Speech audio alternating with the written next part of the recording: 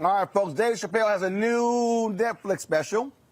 It's called The Closer. Well, not sitting well with a number of LGBT organizations.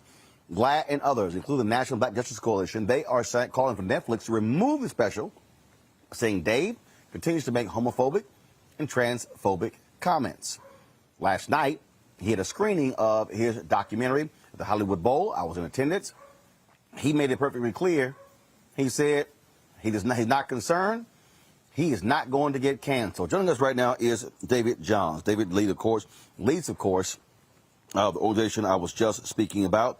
That is the preeminent black LGBT organization. So, David, glad to have you back on the show. So please explain to us, why should, from your perspective, Netflix remove this Dave Chappelle special? First, let me say thank you, Roland, for creating space for us to have this conversation. I want to be clear in that it was the desire of the National Black Justice Coalition for us to do this, to have this conversation. And for me, it made sense to make this invitation to Brother Dave Chappelle to have versions of this conversation, including by demanding that Netflix take down the special, because Netflix has offered up resources to help us deal with many of the things that most of us who love Black people care about, which is white supremacy. So I want to be clear in stating that I celebrate Dave Chappelle's comedic enterprise. I appreciate the ways in which so many people rest in the ability to laugh and celebrate and jest and just take a break from the stress and trauma of being Black in this country. And I continue to be astounded by what feels like a lazy attempt at this craft by someone who has demonstrated the ability to be a genius, and forgetting that there are some of us who are also Black and LGBTQIA+. And so, again, all of this to say that I'm very well aware of Mr. Chappelle's comments about resting in the privilege that allows him to feel no regard for the implications of his comedy.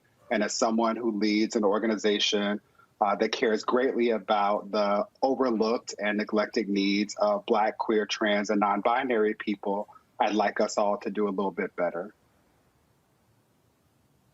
So how do you respond to folks who say, look, these are comedians. They talk about everybody.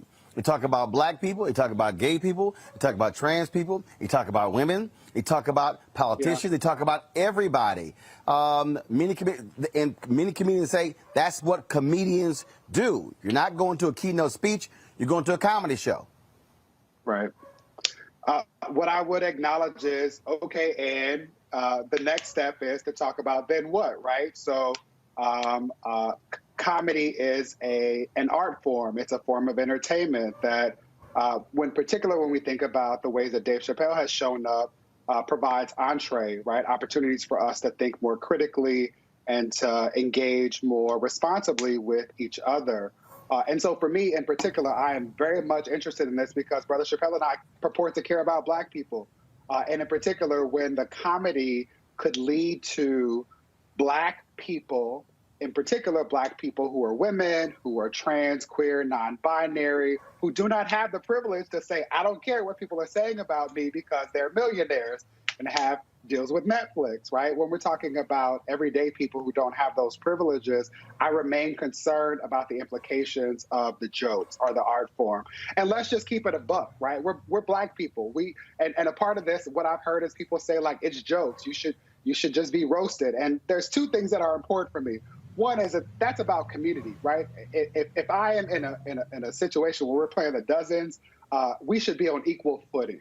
The ability for Dave Chappelle to make jokes about women and Black trans folks, which are a race when we assume that all queer, trans, and non-binary folks are white, diminishes the ability for people to actually engage in a conversation or to punch back or to otherwise respond. And ultimately, what I'm continuing to try and remind people is that I care about Black folks who are ignored and who are erased. It is the Black lesbians who are beaten in Chelsea because of white supremacy and then made to be victims because their accusers highlight the ways in which their Blackness overcomes the discrimination they experience as a result of their sexual identity or gender orientation. I remain concerned about Black trans students who are beaten in schools where people laugh at them and say that it is your fault, that if you had just shown up and been tougher and if you had not been sensitive, then this would not have been a thing.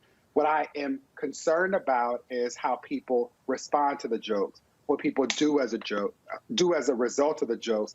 And to make this point particularly clear, there is a defense, a trans panic defense, which is often offered when Black trans women are murdered. I want to be clear that I've offered this in the statement that I released, that NBJC released when this became a thing, which is to say that this matters at a point in time in which Black trans women are murdered at a disproportionate rate. That has happened every year since I've had the pleasure of leading this organization.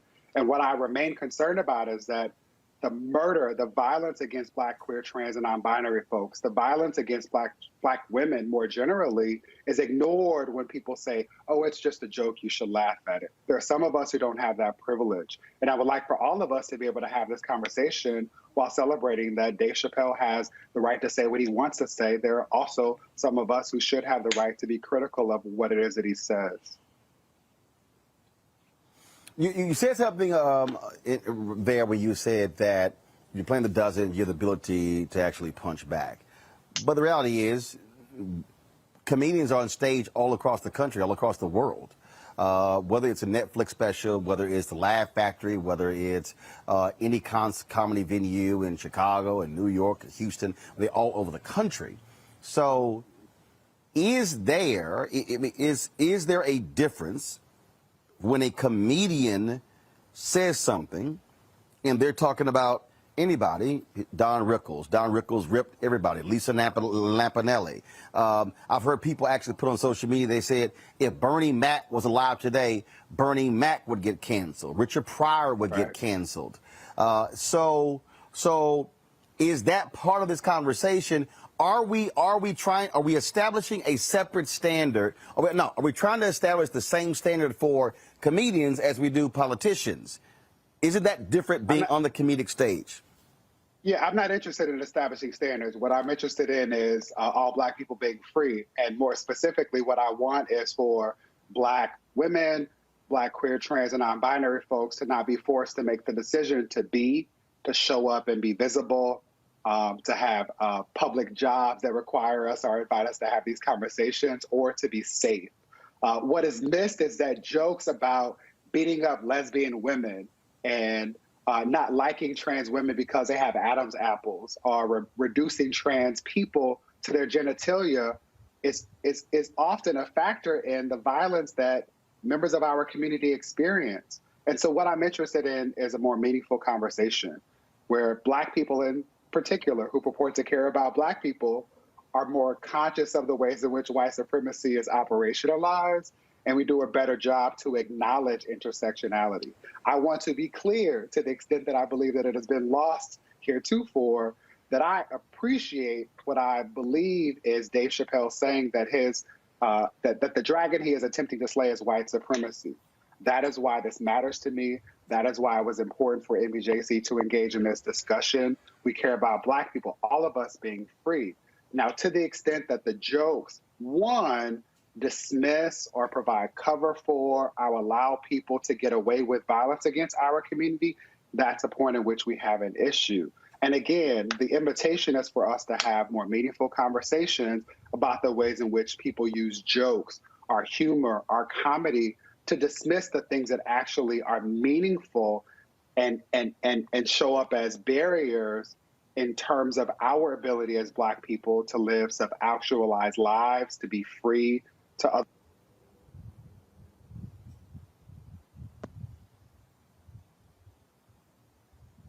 Questions from each one of my panelists. Let me lost David's audio. Y'all let me know when we actually have it back. So questions from each one of the panelists. First off, Tammy, your question for David Johns. Mr. Johns, how do you reconcile, cancel culture being so easy for someone to just get canceled at this point? And something that I say a lot, clemency through ownership, which is literal and figurative. The figurative component meaning say sorry so you could be forgiven. So if Dave Chappelle were to apologize for his comments, would you still have the same sentiments of, pushing for him to be quote unquote canceled, given the fact that in this, he's not apologizing. Just real quick. He ain't apologizing. Last night's show, he made it perfectly clear. No. He made it perfectly clear. He ain't apologizing. And in fact, Stevie Wonder even came on stage and talked about what we should be canceling. He was there in support of Dave. All right, David, go ahead. I don't know that I had anything to say. I was actually cut out of the conversation because of the audio. But again, I would just simply highlight that it must be nice. No. Right? Okay, no, hold on. Okay, hold on. Dave, what's it? Dave, hold on. David, hold on. David, hold on. So you didn't hear a question?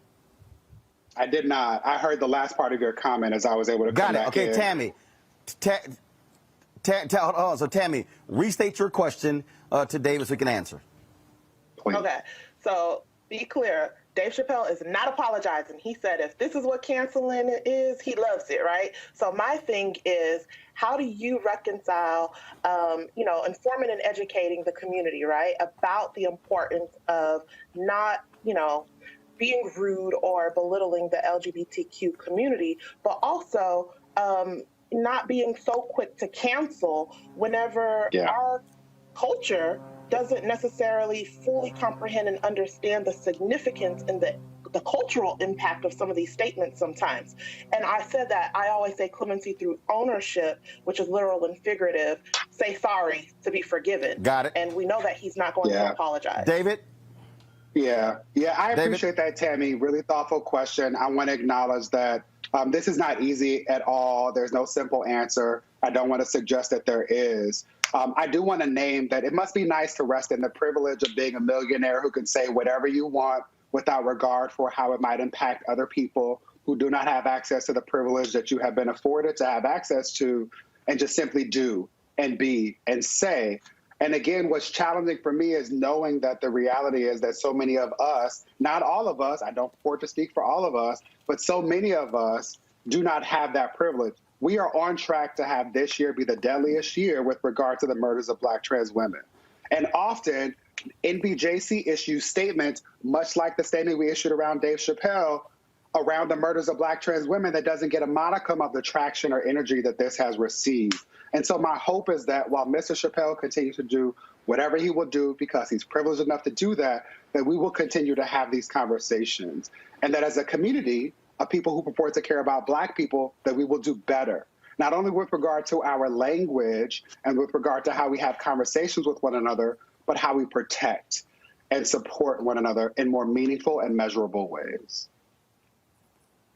Michael. All right. How you doing, David? Don't necessarily have so much of a question, but a comment and an observation here. And I've been reading this about Dave Chappelle. I haven't seen the special yet.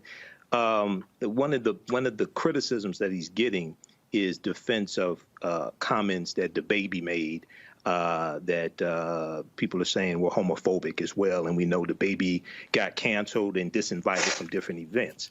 And the concern that I have is that when African Americans are dehumanized, whether it's in music, whether it's in specials called the N-word, B's, and things like this, the outrage doesn't take place to talk about removing that artwork that dehumanizes African Americans. But and very quickly here, so the baby got disinvited from different events and festivals for making homophobic remarks on stage that was not part of a song. It wasn't recorded, anything like that. But he got invited to the festivals after making songs that dehumanize Black people.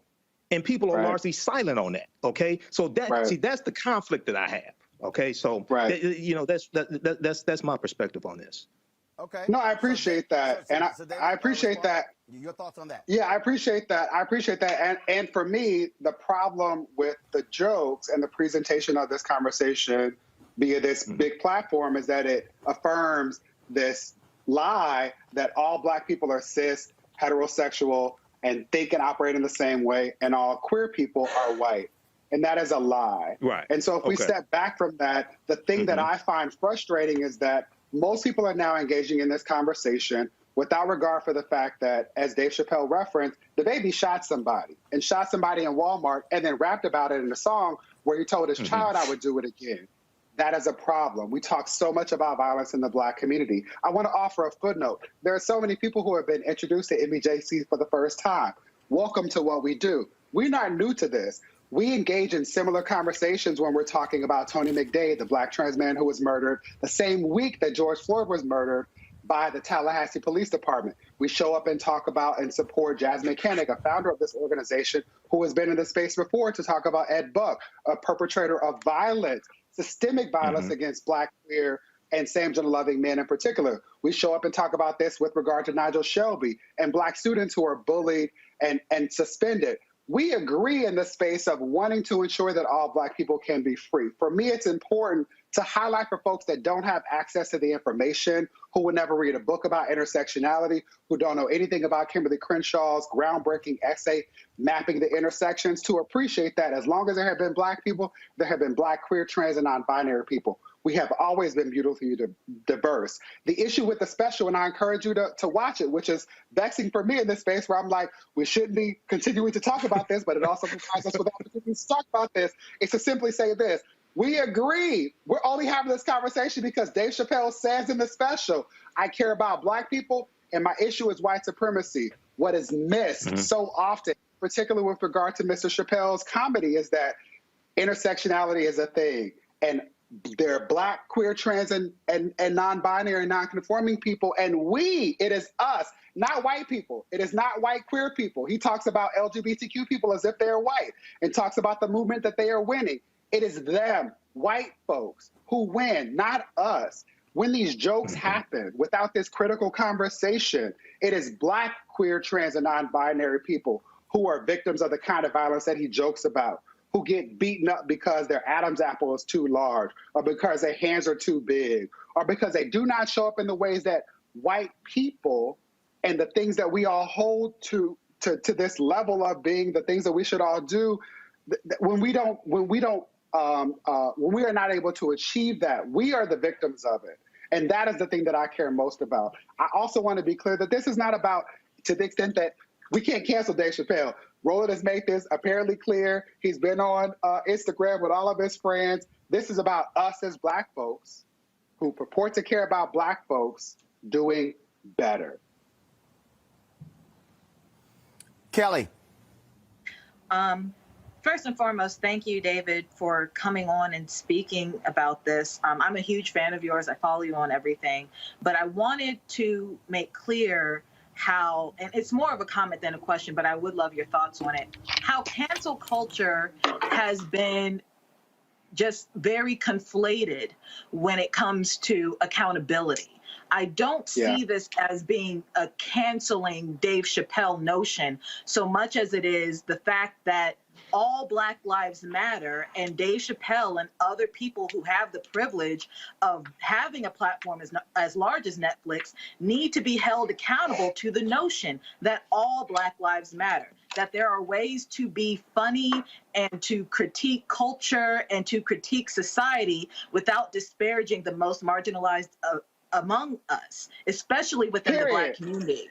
And and finally, well, kind of finally, I saw a lot of comments over the past couple of days, and I want to make note that I have not seen the special, but his previous specials also touched on this, so I feel like I can say a little bit of it. But the fact that people are saying, oh, you're violating his First Amendment rights, et cetera, people forget that the First Amendment was made to protect the most marginalized voices among the American body. So the fact that we are still silencing the most marginalized within the marginalized community that is Black people by saying that, you know, that Dave Chappelle is able to say whatever he wants simply because he's a Black man, that is a disservice to not only Dave Chappelle and the LGBTQ plus community, but it's also a disservice to how the First Amendment is supposed to be exercised. So it's like, why is it that the most marginalized among us have to remain silent when the First Amendment is actually supposed to protect them? I love you, and not just because you are singing my song, but because you are thinking critically. And I want to be clear that I don't expect, nor do I want people to always agree with me, but I do want us to be able to have conversations about how we do better to ensure that all of us can get free. And the thing that I've struggled most with is the hypocrisy of so many people who have continued to say to me, it's just a joke. I found it funny, therefore you should say nothing about it.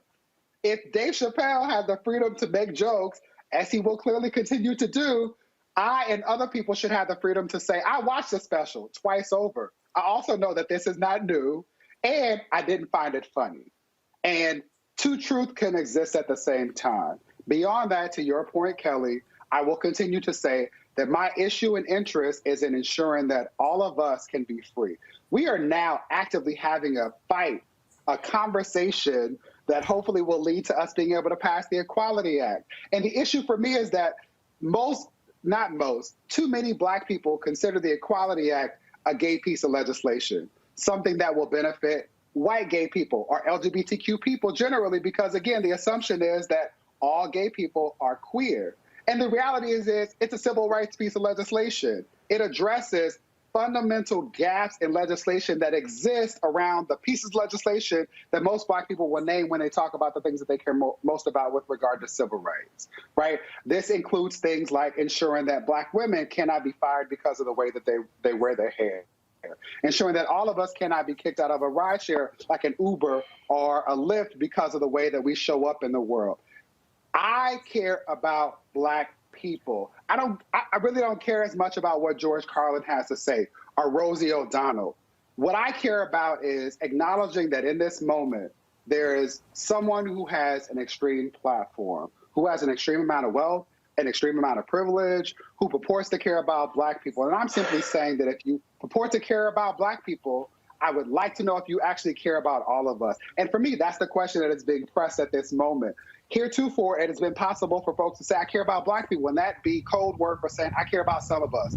Those of us who show up in the ways that affirm me and the way that I make sense of the way that I show up in the world. The question now is, do you care about all of us? And here's the thing, we can disagree. You can say to me, I only care about Black cis straight folks. I only care about Black folks from New York. And that's fine. I just need to know where you are because there is so much more work to do to ensure that we can all be free.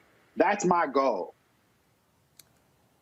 Thank you. David Johns, National Black Justice Coalition. We surely appreciate it, David. Thanks a bunch. Thank you. Folks, back to our Roadmark Unfiltered video in just one moment.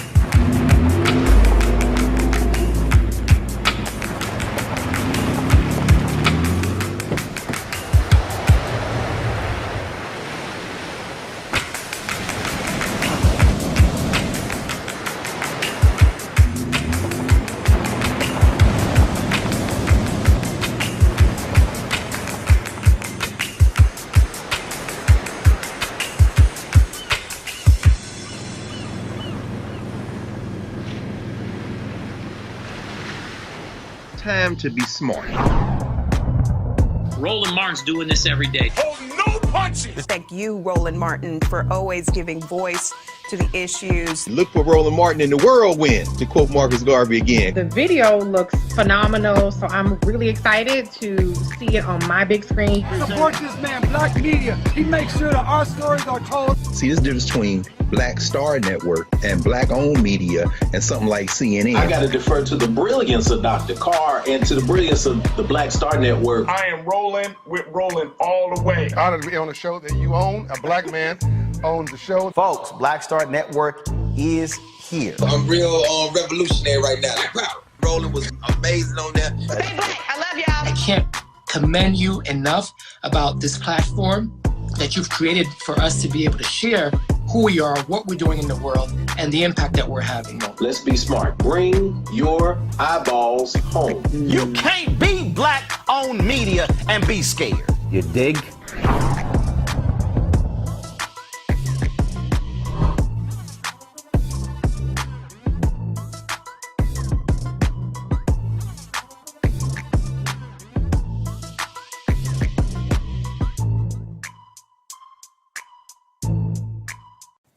So yesterday, Dr. Cleo Monago sent me a text message asking me were we going to be weighing in on this Dave Chappelle issue. I said, sure. He joins us right now. Cleo, how you doing? I'm doing well, Mr. Martin. How are you? Man, where are you? You in the basement somewhere? I can barely see you. Yeah, can you see? I'm sorry about that. I'm in South America at a hotel because I'm presenting to the faculty of the University of San Buenavista in Cali, and I didn't know I was going to be doing this, so I didn't bring lights and camera with me, so I'm doing the best I can do. All right. Can you see me at all, though? All right, it's all good. Yeah, we can see you. We can see you.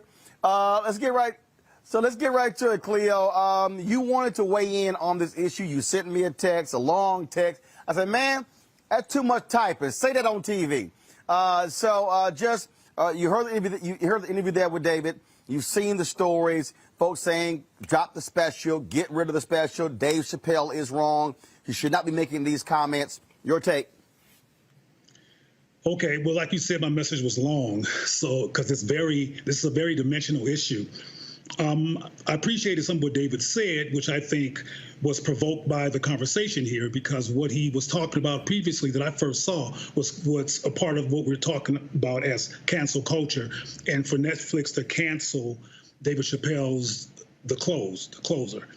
And I finally saw it. I mean, when I first heard about this controversy, I hadn't seen it yet. I finally saw it this morning. And my perspective after I saw it was definitely I don't support the show being canceled. One of the things that was said in your conversation with David is about the importance of us having conversations, and I've been saying that for a while, that we need to be having Black, acculturated and informed conversations about these issues. I think the reason that David Chappelle talks about LGBTQ and queer and all that as white, because white people are its foundation, white culture is how it's rolled out, and the people that lead it in this country that have the most power are particularly whites. Black people are marginalized by that community, and one of the things that David Chappelle talked about in one of his previous stand-ups was that reality. But what I want to focus on here is that I care about everybody, Black. I care about Black trans people and what's been happening among trans Black people. That 21 that was identified as murder. I care about the 9,013 Black people who were murdered at large, 8,469 Black men, 1,440 Black women, and the 21 trans people that we know about who have been murdered. They all matter to me. But what's being ignored, and frankly, I think the gay paradigm encourages the ignoring of Black contextual historical issues, is that David, regardless of his millions and et cetera, is someone who cares about Black people and Black life. And one of the things that he said at the very ending of his program was empathy should go both ways in terms of Black people and the LGBTQ white-led community, and toward Black people. There should be empathy both ways, and historically there has not been. And that community has been known to be marginalizing of Black issues, Black concerns, and it encourages Black people to go along with its agenda and its perspective instead of addressing contextual and cultural issues. And that's what comedian David Chappelle is trying to do. And I emphasize that he's a comedian because he's not a social scientist. He's not a behavioral health scientist. He's not a history major. He doesn't know the facts about the human story here. He probably does not know the issue of gender and gender nuance from an African perspective because that's not his background. So he's an American citizen who's talking about what he sees. And what he sees, which is because he's not blind, is an LGBTQ community that's white-led and practices racism. For example, and there's tons of them, in California when Ed Buck did what he did, the white gay community knew about it because it had been reported, and they didn't come up in arms against the murder of Black men at Ed Buck's home.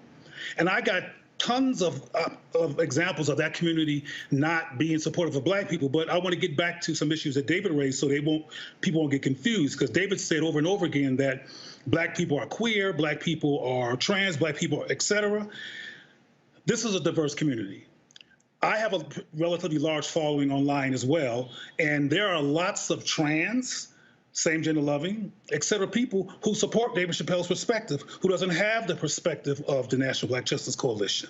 Some of them look at this through the lens of being Black. And what I mean, again, by that is David Chappelle is an advocate for the defense and empowerment and justice for Black people. And I believe that includes Black men, women, and everybody else.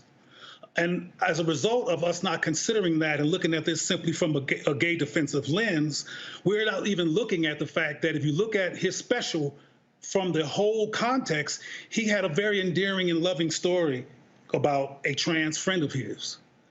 And that's not being talked about among the people who are critiquing him. And the very few times it is referenced is poo-pooed because, frankly, there's a tendency in the society to poo-poo what Black men say, whether they're millionaires or not, because this is an anti-Black society that does attack Black men. And I'll finish this tangent with this because I hope to respond to questions.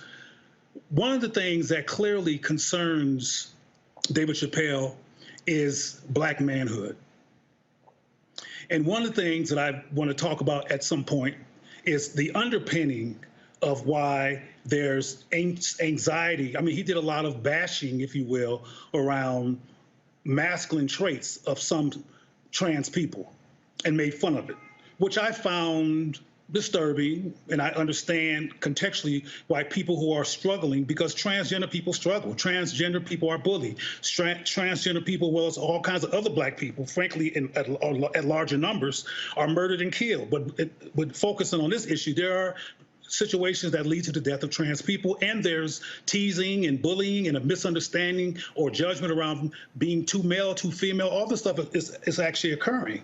But canceling the likes of David Chappelle cancels the opportunity to have a conversation about some of the things that's really causing Black people, including David Chappelle, anxiety along these lines. We're concerned about the emasculation of Black men. We're concerned about if what all Black men have gone through historically has led to gender confusion. I'm not saying that is my perspective. My perspective is nuanced, and I don't want to get into that now unless it comes out of some questions. But there's some, he's known, David Chappelle is known for being one of the comedians who was given a whole lot of money to put on a dress, and he said no. And instead of engaging meaningfully from a Black perspective why he said no, and what he was worried about, he was simply called femophobic, homophobic, transphobic. And that's what the LGBT community does. Even when Black people take on that paradigm, we don't engage Black anxiety and perspective around these issues to be educated about what's really going on. And if we did talk about the anxiety among Black people regarding the compromise of Black men, the impact of police brutality, the impact of castration, whether it was physical or social, all of these attacks on Black males, and now the particularly Black and male cancel culture, This is causing a rise in black people, some anxiety that is not being engaged and unpacked. Instead, folks are calling people homophobic and transphobic and canceling them. And just like with the baby, as I said when I talked about that, instead of getting on the baby's case simply and marginalizing him or re-marginalizing him like this country tends to do to black men, we should have said, why did you say that? What inspired that perspective? What made you feel compelled at a concert that was not about homosexuality or sucking penises in the park? How did that come to mind for you, Jonathan? That's his real name. And the answer to that question, if he could actually bear them, would be very educational about what black people are going through, what black men are going through, what the anxiety is about this emasculation issue among black men, which is at the core of some of David Chappelle's anxieties in comedy. All right, got it. Questions now from panelists. Tammy, first. And folks, I need tight questions, tight answers. Tammy, you're first. Thank you, Roland. And thank you, Roland, for giving us all this platform. I wanted to ask you, how do you reconcile the fact that there have been other people that give underrepresented groups a voice and a platform who may have themselves been under the scrutiny of trying to be canceled, but people are not talking about that and the work that they've done to enhance Black culture, similar to Dave Chappelle? Is your question is why is the cancellation of other people not coming up? Is that your question? Well, the attempts to cancel other people who have actually done good for the Black community, when I don't believe that anybody with a wide platform, with a large following, is intentionally trying to alienate the LGBTQ community. Well, let's put Mr. Chappelle in context. He's a comedian. People like him and Paul Mooney and others are allowed to tell some hard truths because it's going to be a punchline afterwards, and it's in the context of laughter, which is why he gets away with talking about such serious issues on a large platform. He is a comedian. We don't have people like Dr. Tommy Curry and other people who could break these issues down and could actually transform the Black community's behavior and consciousness, including the treatment of Black people who get a large platform. Instead of even canceling them, they're not even allowed in the door. The other people that you're talking about who are being canceled, whenever something affirms Black people, like the Arsenio Hall show did inadvertently, and other situations where Black people are affirmed, they are indeed canceled. And people from the LGBTQ community, et cetera, don't raise that issue, including a lot of Black people who have a profile. They wait till the LGBTQ issue comes up, and white people give them lots of profile and support so they can actually talk about their agenda, which is the LGBTQ agenda, which is pretty much acculturated as a white agenda. But I agree with you if I hear what you're saying, that there's an issue of Black people being canceled, period, and we should be concerned about that. But we should be more than concerned. We're relatively passive in the midst of our disrespect. The reason we're hearing so much about David Chappelle is because the force behind him is huge. It's called the white gay community, and they have a huge machine. So as someone said, I think Roland said earlier, his use of the N-word. We can add the B word. We can add all kinds of words that are insulting and divisive that he says that hurts Black people in particular, like the N-word, that gets no critique. There's nobody trying to cancel over that. Well, that's white supremacy behavior. It needs to be looked at as well. Thank you. Michael, your question. Cleo Monagos, Michael Imhotep. Yeah, that was me earlier talking about the N-word. So this is my critique here, and you can comment on this. With the baby being canceled, disinvited from festivals for talking 2 minutes, homophobic rant, but has songs dehumanizing Black people. He gets invited to the festivals. Dave Chappelle gets attacked for comments about transgender people, things like this, but no critique. No comments about him using the N-word, things like this. Talk about how is it that Black people are the only ones who you can say anything you want to about, whereas anybody else, when you talk about them, you get out of pocket their consequences and repercussions. As I mentioned earlier, Black people do not have the relentless, focused, unified funded, and resource machine that the LGBTQ community has as a result of white people in white spaces with white privilege and white audacity creating that space. And I want to say, so I won't sound dismissive, that the white gay community exists, including with all its privilege, in response to having been profoundly oppressed once upon a time in this country, murdered and killed and harassed and locked up. So it's not that their behavior and their subjectivity is not warranted. However, it doesn't include issues that are relevant to black people. But the bottom line is we don't have the machine. White supremacy has created a lot of conflict, a lot of people on different sides, including the LGBTQ identify and the black side, which is a bunch of black folks who should be getting together to resolve our issues across our collective. But we jump on bandwagons that get a lot of support sometimes because it's where the action is, it's where the money is, it's where the support is, where the media attention and where you can get some press. But that's what it is. When black people unlearn internalized white supremacy and learn to value diverse black voices and create a machine that actually will take no prisoners regarding what happens to diverse black people and are consistent and build institutions with that intent, like GLAAD and HRC does for gay people, particularly white people, we'll have the same benefits, but we don't have that. We're divided. We have people who are powerful and who are doing great things within our community, but they don't get press. Not unless white people are benefiting from what we do, the press doesn't come. Right. All right. Thanks, Cleo.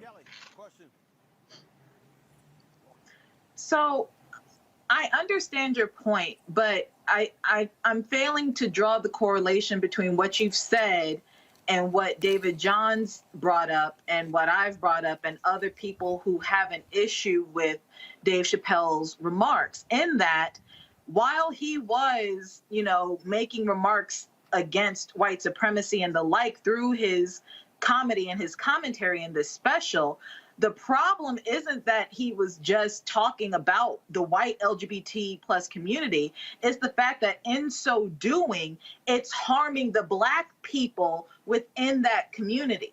So again, this is a marginalized within the marginalized community saying, hey, this actually hurts me more than my white counterpart. Can you stop?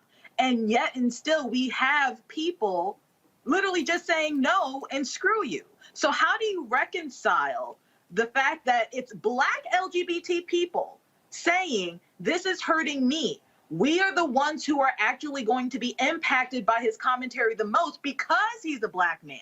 How do you reconcile them actually pleading with the cis het community, myself and you and others? How are we to basically take them under the wing that is black people and let them know that we care? All right, well, that's a lot. And that's a very important question, though. It's a lot. But let me tell you this, or let me explain this. Let me reiterate that I care about all black people. And my work, not abstractly, but directly affirms same-gender loving, trans, and bisexual people along with the rest of the black family. So we're not in any kind of conflict regarding the importance of affirming people who are same-gender loving, et cetera. But a word that you mentioned is key. You talked about that black people are being harmed. Now, before I get to how universal the harm is, I want to mention to you that David is a powerful, articulate brother who came on here and raises issues. And David is one person, just like I'm one person. There's not no one perspective on this. There's lots and lots of same-gender loving, including trans people who are not bothered by Dave Chappelle, who indeed support Dave Chappelle. The white transgender person who committed suicide that he referenced, their family openly supports David Chappelle. So and there's another well-known comedian named Flame Monroe, who's transgendered, who supports David Chappelle. So I want to make it clear that this is not a monolithic perspective. The National Black Justice Coalition is one organization, and there's other organizations with different perspectives, including the Black Men's Exchange, which doesn't share in terms of absolute precision to perspective of National Black Justice Coalition. What we agree is that same-gender loving people, et cetera, trans, et cetera, should not be harmed. They should be allowed to be free. We agree there. However, the platform and the container in which we get to that point, we disagree with. I want to make sure that I talk about the harm. And I almost got emotional when I said that. In short, in short, the white LGBT community and its paradigm prowess in politics has done harm to Black people. If you do a study of HIV and AIDS, and there's many other examples of how white gays rode out the HIV and AIDS epidemic in terms of care and resources, they marginalized Black people, and by that act helped to create a epidemic that could have been further resolved if we were not put out by the white gay community. I can go on and on and on about the racism in the white gay community in terms of harm being done to Black people. What David Chappelle is talking about as well is harm being done to Black people. One of the powerful things that he says is, would you please stop punching down on my people?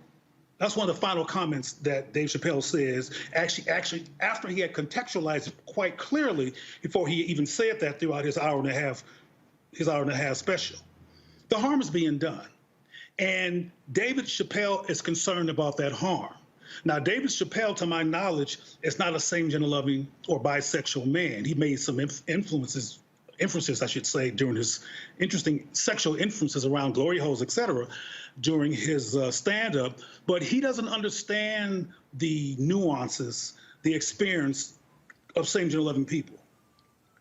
What I think we should do, as I suggested with the baby or Jonathan Kirk, is that we should use these high-profile stimulations of the conversation to finally, collectively as a people, have a rational, Black-informed, Black-acculturated, historically considerate, contextually considered conversation about what's going on with the Black community, what's causing such a spectrum of perspectives, what is causing even the perspective that the baby articulated and that David Chappelle talked about. Instead of doing what white supremacy keeps doing, co-signing the dismissal and re-cancellation of a Black male voice, particularly one as powerful and as brilliant as David Chappelle has been with the Chappelle show and other things that he's done, has been particularly powerful for Black people, which is why he had to walk away from the show, because white folks said, no, we got to control this. We got to control you. You're not letting us control you. We'll give you $50 million because y'all like money if you let us control you. And he said, no. That's powerful.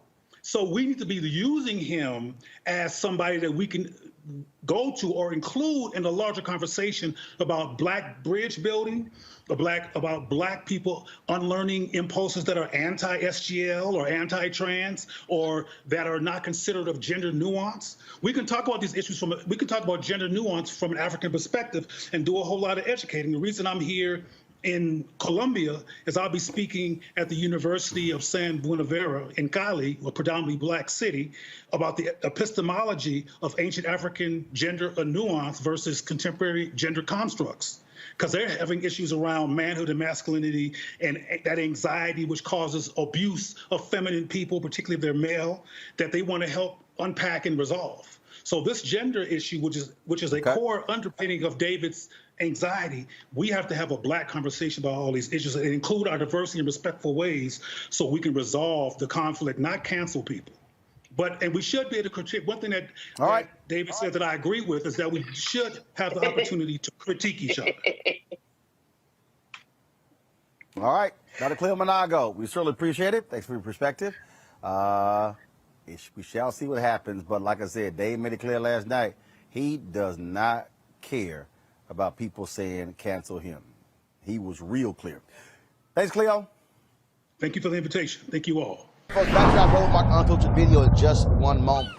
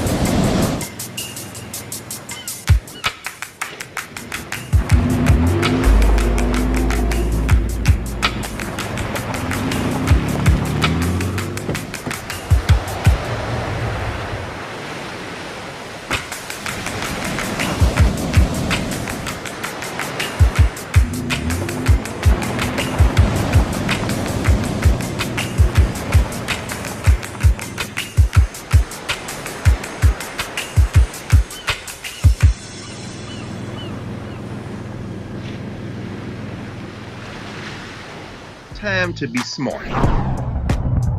Roland Martin's doing this every day. Oh, no punches! Thank you, Roland Martin, for always giving voice to the issues. Look for Roland Martin in the whirlwind, to quote Marcus Garvey again. The video looks phenomenal, so I'm really excited to see it on my big screen. Support this man, Black Media. He makes sure that our stories are told. See, there's a difference between Black Star Network and Black-owned media and something like CNN. I got to defer to the brilliance of Dr. Carr and to the brilliance of the Black Star Network. I am rolling with Roland all the way. Honored to be on a show that you own. A black man owns the show. Folks, Black Star Network is here. I'm real revolutionary right now. Like, wow, Roland was amazing on there. Stay black. I love y'all. I can't commend you enough about this platform that you've created for us to be able to share who we are, what we're doing in the world, and the impact that we're having. Let's be smart. Bring your eyeballs home. You can't be Black-owned media and be scared.